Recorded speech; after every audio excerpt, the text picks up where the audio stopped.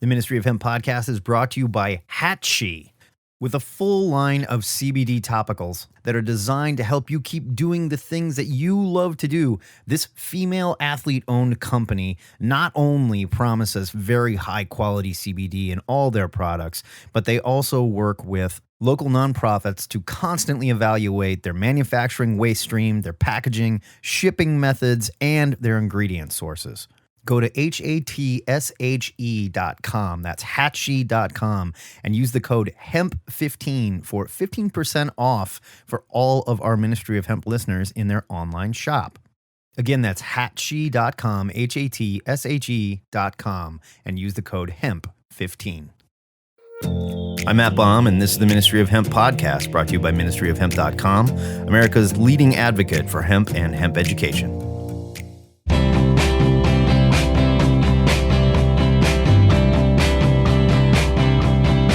I talk a lot about farms on this show, and we're going to talk to another farmer today.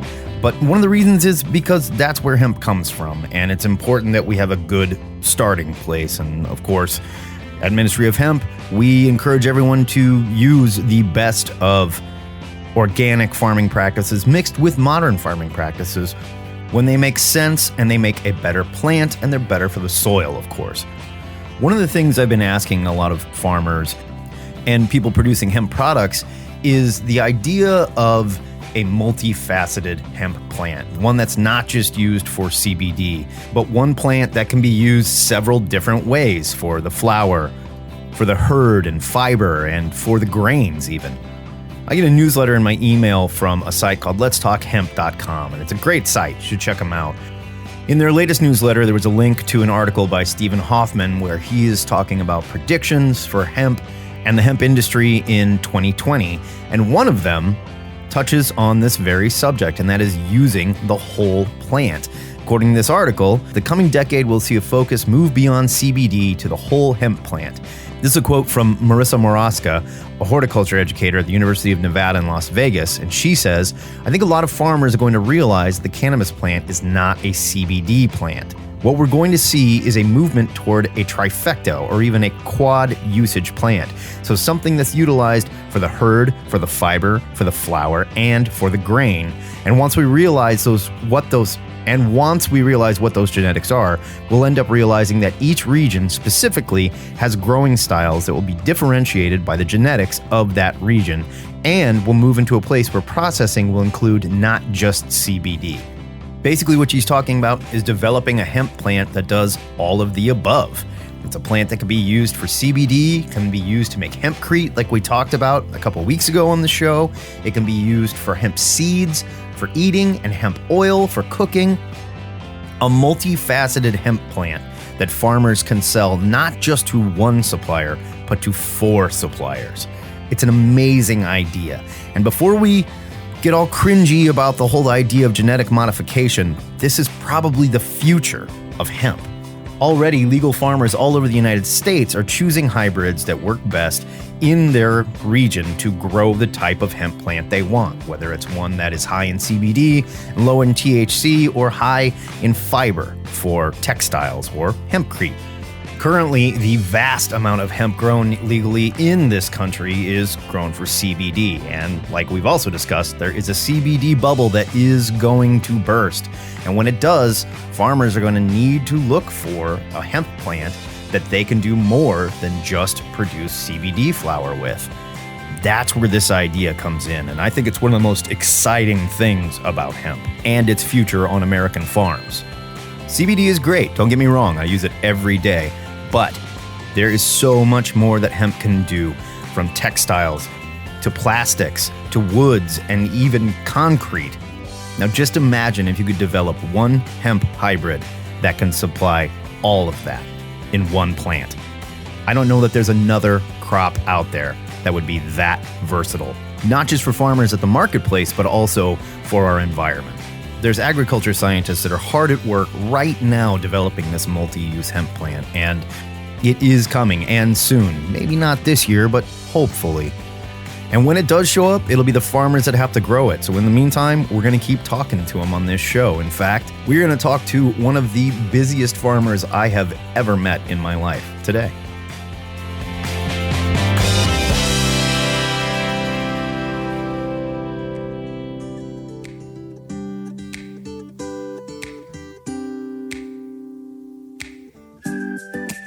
We've been running a series in the show about women in the hemp industry, and I'm talking to a pretty amazing one today. Her name is Franny Tacy, and she represents not only Franny's farm, but Franny's Farmacy. She has been a firefighter, a pharmacy rep, a teacher, a world traveler, a hemp farmer, and a friend to some of the cutest goats you will ever see. I spoke with Franny from her farm in Leicester, North Carolina, just outside of Asheville. And if you haven't been to Asheville, it's absolutely gorgeous, and the countryside is unreal. If you're a child of the 90s, you might remember the TV show Dawson's Creek, and it just happened to be filmed in and around Asheville, if you'd like to see what I'm talking about. So I was looking at your website a little bit ago, and you call yourself the hippie in high heels. Lay that out for me real quick before we go into your origin story. Okay, that is actually, I worked in pharmaceuticals for 12 years. Okay. That's what the doctors called me. That was my nickname throughout the pharmaceutical industry. I was a specialty rep in respiratory sales. Okay. And I did training and marketing. That's where a lot of my business experience and all the stuff, we have our own manufacturing for our product line. Okay. Where a lot of my experience came from. And where did the farm come from? That sounds like from a very young age, you were a farm kid. Yeah, my dad was a farmer.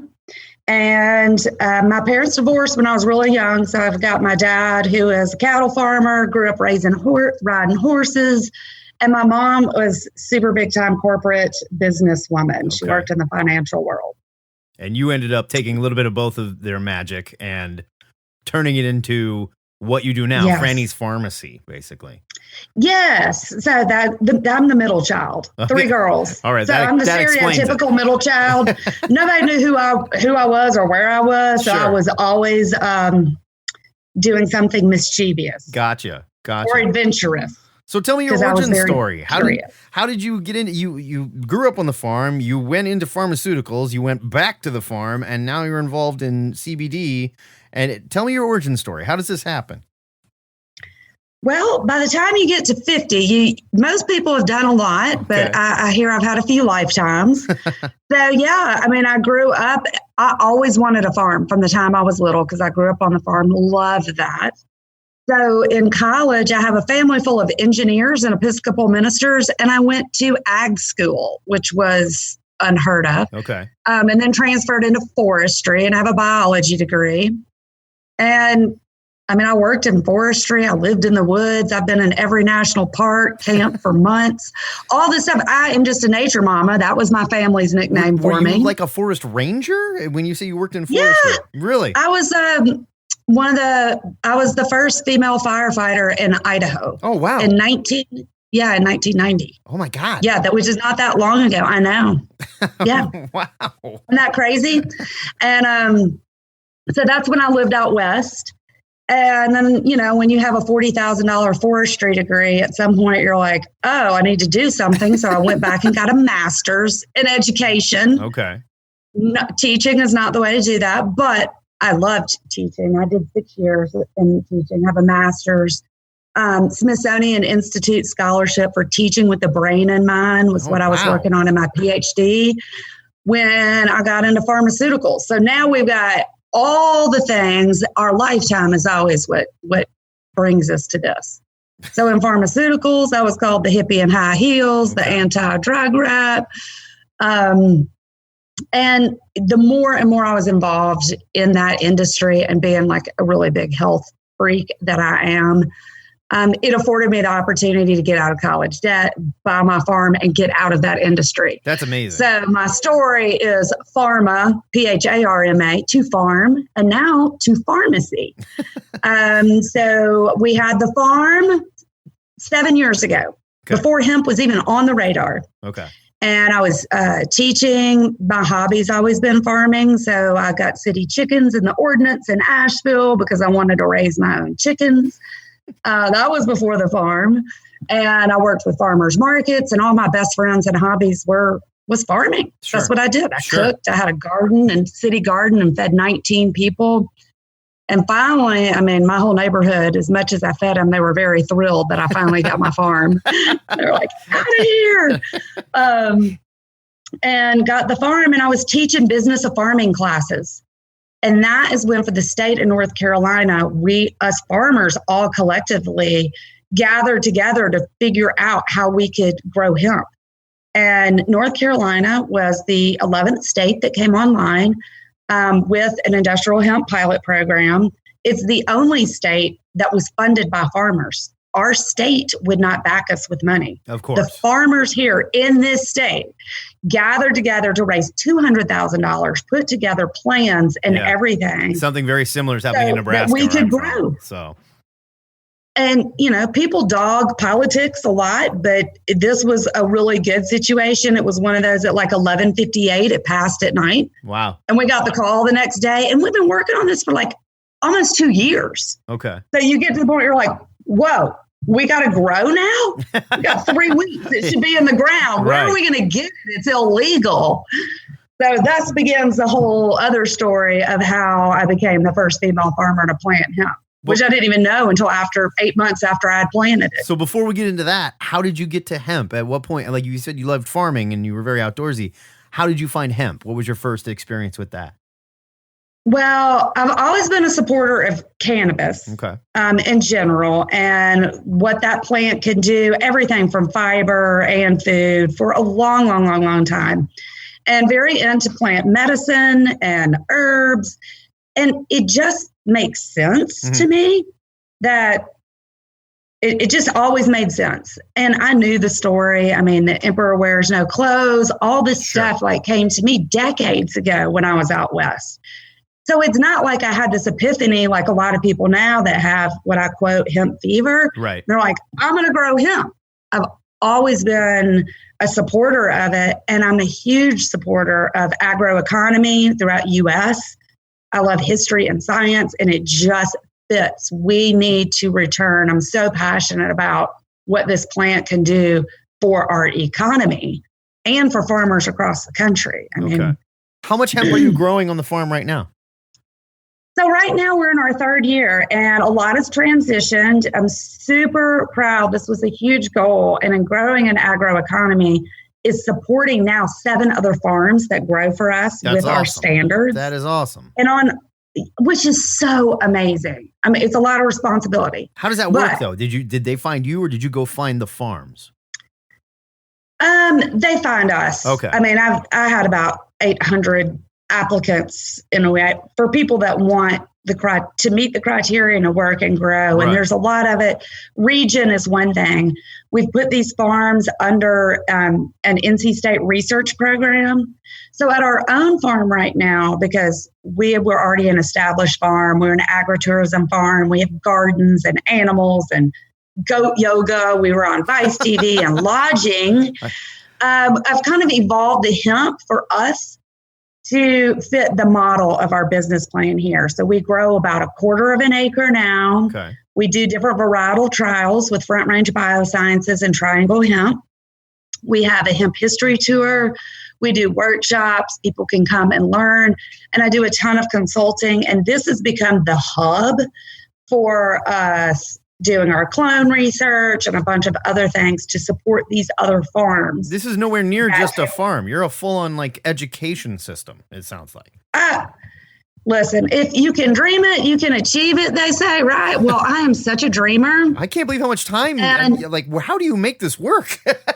You have a farm. Well, you're teaching classes, you're doing goat yoga, There are, we have 3 people that live and work on the farm. Okay. And it's my passion. So I do this 24/7, even in my sleep. I believe it. In a lot of ways. I believe it. And started with really amazing women, a Women in Hemp nonprofit, which we use, different fundraising and awareness and educational events to raise money to fund female researchers at NC State. Oh, wow. That are doing all the data collection and trials and so forth on our farms. So there's a lot of moving parts, but it's so much collaboration. Yeah. So not only are you trying to do it right and you're going for it the right way, but you're doing it with lady power too. That's awesome. I like that. Yeah. That's very cool. And that's the reason I was chosen as a featured farmer for Hemp History Week last year in 2018, not because I grow the biggest bud or because any one thing I do great. I just am an advocate for this industry and have helped in collaborations with data and research because I'm kind of a science nerd, pharmaceuticals, all that stuff. And just connecting and collaborating. That's how we do it with a lot of muscle and brain power. So tell me about your hemp that you're growing. You said you have standards and whatnot. What are you trying to grow and what are you using it for? What are you doing with the hemp? So we're vertically integrated because when you're first, there's nobody to call for help. You got to figure it all out. You got to do it yourself. So that's what we did. We have manufacturing and we have distribution. And in our manufacturing, we have 50 different products right now. Oh my God. Yeah. And growing, we actually, we have a GMP, good manufacturing practices, manufacturing plant, and we're actually about to launch a public offering so that people can buy stock in that, and we're going to expand it. We're running 24/7 right now. Wow. But how this ties into the hemp growing, so that's a really great opportunity if people are looking into it. There's a lot of opportunities for farmers and for industry and business folks and people that love it but just want to support it from the outside. So with the different breeders we're working with, and we believe in working with breeders, don't get your clones from Mojo next door. Right. There's a lot to that. You know exactly what you're getting, basically. You can say, I want it bred like this and I want to do this. And you know exactly what you're getting. Well, we want the consistency for data. Right. And how are these going to do in this area? So with Triangle Hemp, we use Bayox and just theirs, not anybody's, just from their genetics as the baseline for our products. What is Bayox? I don't know what that means. Bayox is a hemp variety that's grown for cannabinoid production. Gotcha. So that's where the CBD oils come from. We send that through extraction. Okay. And then, depending on what product it goes into, there's different ways. Most of our products contain full spectrum. They're used with the distillate. Then we also, in all our dispensaries, which that is another great, we had 2 corporate stores, but we franchise. So we have other business owners and we'll have 10 stores, 6 now, 10 by the end of first quarter. Is that all in North Carolina or is it up and down the coast? It's North Carolina, South Carolina, Georgia, and Connecticut, soon to be Connecticut and Florida. Wow. So, and someone just comes to you and they say, so there's franchise opportunities as well. I want a franchise and you oversee it. Yeah. That's amazing. We got it all dialed out. Here's the plan. Here we are. And I'm at every grand opening. So I'm excited about getting to travel to some new places and definitely, enjoy the towns and the people. So, okay. So what you've got a thing on your website that says from farm to pharmacy, which I love that. That's fantastic. Yes. And I have a feeling you have some marketing background too, because you're really good at this from what I can tell. Well, thank you. But explain that to me, how your process, how you guys go from the farm to Franny's Pharmacy. So, like I was saying, vertical integration. So we take all of our hemp that's grown everywhere, biomass goes into super sacks, that goes to our processor. Then the other Front Range Biosciences is who we're working with for all our top cut varietal trials, which is smokable flower, the buds. Right. And then the trim from that's used in pre-rolls and all that type of stuff. So we have a lot of genetic trials going on. It all goes through processing, always under the Franny's watch. And then it goes into our manufacturing. So we have different forms of it that are used through manufacturing. We have our topical division of manufacturing. Then we have our edible division of manufacturing. And that's where the expansion is going. Then we have our distribution center, and we ship to every state in the country. We're drop shipping, we white label, private label, about to break into some international markets finally. That's been a super long process. That's impressive. Yes. And so our distribution center is where everything comes out of when you're doing online orders. These are all I love going in distribution. There's boxes and products and phones and all the excitement. Just pure insanity. That's where everything ships out to all our dispensaries. It is the hub. That's like a big heartbeat there. There's a lot going on. And then we have all our stores.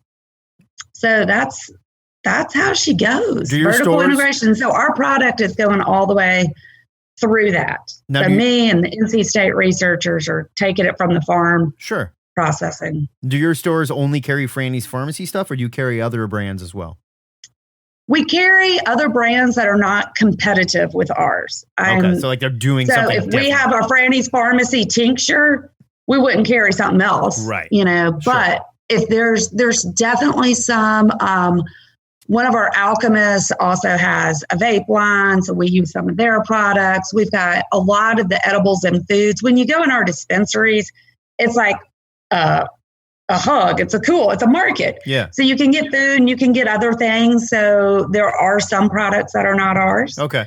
Any textile but stuff? mostly they are our proprietary hemp blends. Yes. Any textile stuff like clothes or hats or anything, or? We have hemp hats. Oh, cool. And right now that's really, really a passion of mine. I'll be in China for a few weeks this summer, visiting Patagonia and Astral Farms.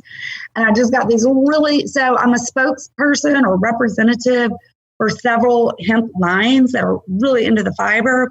I just got my Astral shoes that are hemp boots to wear to Cuba. I leave for Cuba in a few days. Oh my God, I am so jealous. We'll be visiting 17 farms. 10 to 17 farms there we have on the agenda. Wow. With the videographer and really understanding more.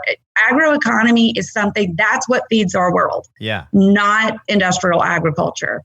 So between Peru and Cuba and all these places, it's still building that. We are all connected. We all are human. Absolutely. Food is one of the things that binds us. Tell me about Peru. You just got back from Peru. What were you doing there? I spent 3 weeks in bliss of exploration, adventure, many amazing farmers. So spent some time with farmers that were in the jungle and in the mountains. Wow. And then seeing how community, the food brings everybody together, the market and all that in the cities, casting a web. Sure.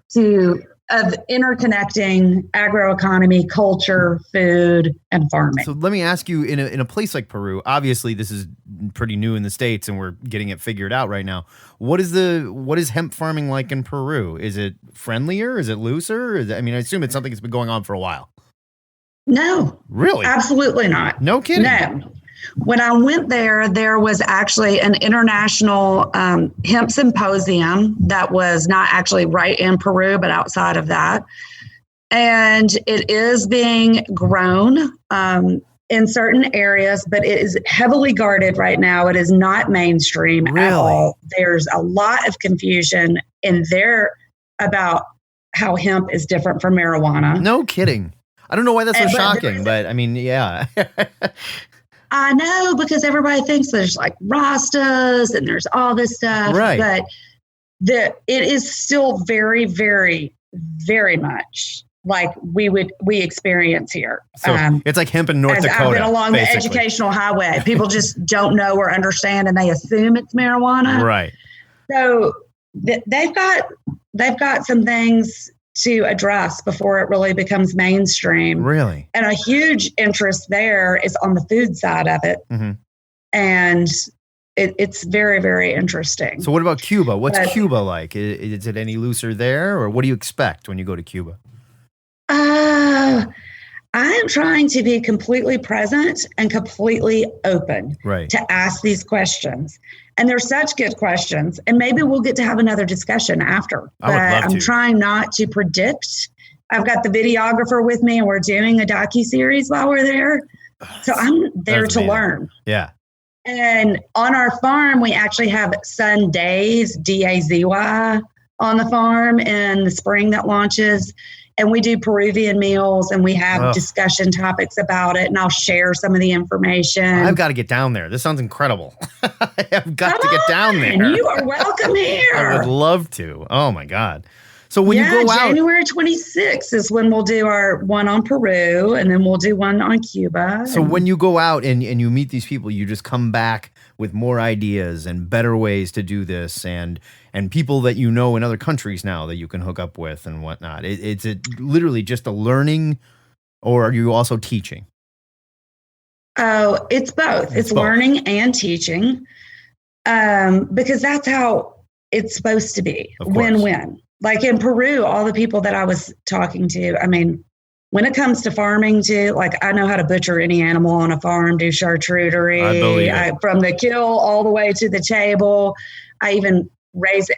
I have got a wealth of experience. So anything they need help, laying a concrete floor for a new pavilion going up, and just talking, just learning. I mean, there's so much to figure out. And our Women in Hemp nonprofit is also going global. And there's a lot of people that, and a lot of what I do is talk about women have been written out of agriculture. Absolutely. And so a lot of my personal passion is finding out the stories of what their parents did and what their grandparents did and what was the role. Bringing women back to the face and the light of what they've done throughout history and what they're doing right now, and trying to find ways to support them and their communities. Right on, sister. I like it. That's awesome. But I do not go in there. I mean, I did not come out and go, oh, great, I got it all figured out. It is. Well, none of us do. Right. Here. None of us do. We're all learning. And the more that we learn, the better we get at this, right? Yeah. And the more you know, the more you don't know sometimes. Absolutely. So sometimes I'm like, I've got a million more questions. Let's go back to Franny's Pharmacy for a minute. What kind of products, what are you most excited about that you guys are doing right now? What's selling the biggest? So our number one product is the tincture, which people also refer to as the oil or the drops you put under your tongue. Sure. Everybody tries to call it a bunch of things. That's still our number one selling product. Our number two is our salve, which is insane. All the success stories, all the testimonials on that. We sell insane amounts of that. Yeah. And it's all hand filled. It's a very hard one to do systematically through manufacturing. I'm sure. That's part of the reason it's so popular. But people love, like the bath bombs are really popular, chocolates and gummies, and all the smokables. Yeah. That seems like something that's really taken off this year, a really smokable CBD and smokable hemp. Yep. That seems to be. And in North Carolina, we have been in a battle with that. I'm sure. And we have dispensaries in South Carolina. I've had to stand up in the dispensary when they were shutting them down and pulling flower out of dispensaries without any legal right. Of course. And say, guess what? Come right here. I'm right here. We have flower. And I invite y'all, police, y'all come in. I've invited people to arrest me a ton of times. They don't do it. I can't figure out why. I said it's probably because it would be way too great of a marketing plan. Yeah, you didn't plan it. Exactly. I was like, a letter has nothing to do with it being legal. Right. And so that's what was happening in North Carolina and South Carolina. People sending out, the government sending out letters and making raids that were really illegal. So I challenged it, and we never had it pulled, but it's been a real battle here. Are you still seeing that, or is it starting to mellow out a little bit? It's mellowing out a little bit as people are redirecting their focus. And right now with the holidays and everything, everybody was out of session. Right. They're taking a break, but I assume it's going to heat back up here. I'm sure. At some point until there's some type of conclusion. Well, we're in election year too, so we got to get out and huff and puff and save the children, right? I mean, exactly. It's an election year. Oh, gracious. So completely off topic. Tell me about the goats. I see these pictures of the cutest damn goats I have ever seen, and you're holding them. Tell me about the goats. I love goats. Okay, they are so adorable and so funny. So Agritourism Farm, we have farm camp here in the summer. Goats are so personable and funny. So we've had goats, and somebody sent me a link a couple years ago, 3 years ago, from it happening in Oregon. So we're like, all right, well, let's do it. It'll be fun. Yeah. So we had baby goats. We did a goat yoga. Then when it was Halloween, we did disco yoga and everybody dressed up in disco outfits. And we had strobe lights. And they're little and they're bouncy. And they're just like. And they love it. They go through all stages. As babies, they fall asleep really quick and people just pass them around. Yeah. And then they go through like the pinball bouncing phase. Right. And then they get older and they just want to like run through your legs for a cheese ball when you're in a warrior position. But it's just a really, really joyful, I call it joyful yoga. It's fun. It brings people out. Asheville's a huge hit for weddings as a wedding destination. So we have all these groups that come in and they'll have T-shirts made and all this stuff. And Vice TV was coming to town actually on a very interesting subject of gerrymandering. Yeah. And that's been in the news a little bit in North Carolina, actually. Yes, there is. A little bit. So they were looking for radical, a smart people, the business people that were also doing crazy things. Right. I guess. And they happened to find you. And they happened to find me. And I was like, I am exactly it. I was like, I will talk to you about politics and put a goat on your back and continue to smile because it all changes all the time. That is so cool. Are they working goats? Are they in the fields? Are they eating? And they actually are working goats because we manage between goats, sheep, 2 cows, and a donkey. That's how we manage all our pasture land is by rotating them.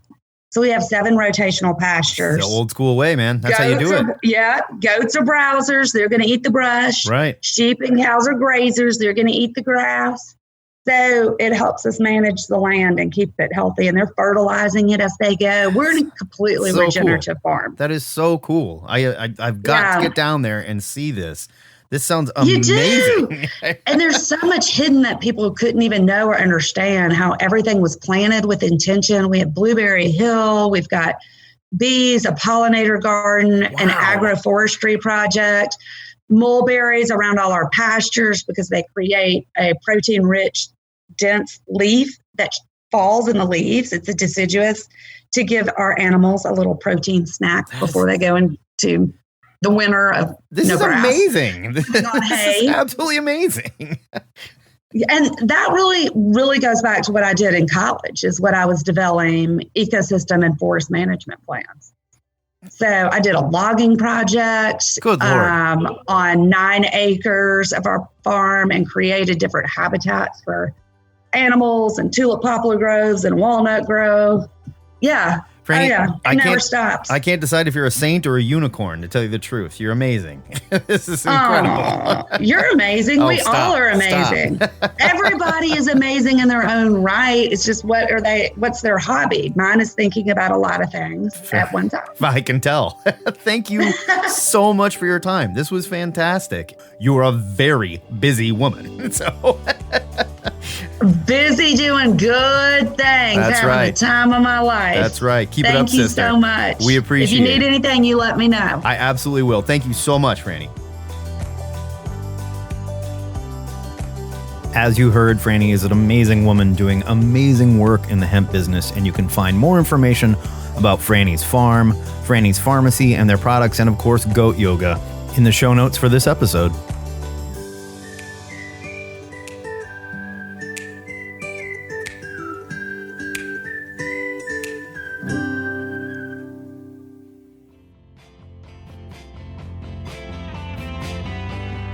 That about does it for this episode of the Ministry of Hemp Podcast. One final thought on female farmers. They are a group that has grown by 27% in the last 5 years. That is a pretty impressive number, and do not forget to support your local female farmers. I hope you dug today's episode, and if you want to let me know what you thought, or you have a hemp-related question, you can call me at 402-819-6417. That is the Ministry of Hemp voice line. Leave your message there, and you could have your question answered on a future show. You can also shoot me an email directly to matt@ministryofhemp.com with your questions, your comments, or anything you'd like to hear on this show. You can follow the Ministry of Hemp on Twitter at Ministry of Hemp, on Facebook /Ministry of Hemp, and we love to hear from you. Speaking of ministryofhemp.com, be sure to stop by and sign up for our newsletter so you can get notified about all the cool stories that Kit, our editor-in-chief, posts over there. He's got a great one about the FDA and some statements they made on CBD. There's some really good clarification in there, and I highly recommend checking it out. As always, you can find a complete written transcript of this show in the show notes for this post, because at Ministry of Hemp, we believe a more accessible world is a better world for everybody. Until next time, remember to take care of yourself, take care of others, and make good decisions, will ya? This is Matt Baum with the Ministry of Hemp Podcast, signing off.